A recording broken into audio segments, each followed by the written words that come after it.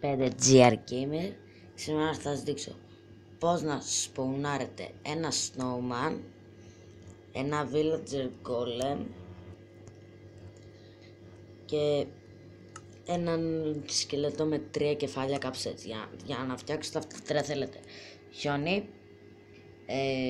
block of iron, pumpkin, wither skeleton κεφάλι και soul sand. Τώρα για το snowman βάζετε 1-2 snow και μετά ένα κεφάλι pumpkin και γίνεται αυτό. Μετά για τον villager golem κάνεις 1-2-3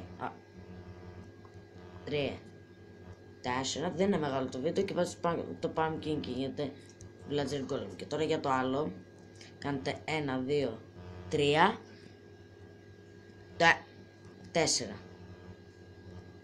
4. Ωραία. Και μετά κάνετε ένα έτσι και ένα στο κέντρο και γίνεται αυτό το πράγμα. Για ένα σκελετό με 3 κεφάλια, κάπως έτσι. Όχι, θα κάνει boom. Αυτός κάνει boom. Έκανε boom. Και τώρα θα σας το δείξω κανονικά.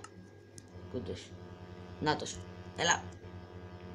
Η ζωή του είναι αυτή πάνω το μοβ και πετάει έτσι στα κεφάλια και είναι πολύ επικίνδυνος. Δεν το χρησιμοποιείτε σε survival.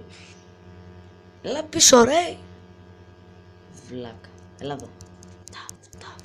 Είναι πολύ δύσκολο να το σκοτώσετε, δεν γίνεται, είναι σχεδόν αδύνατον. Αλλά κάτι το έχουν καταφέρει, όπως εγώ.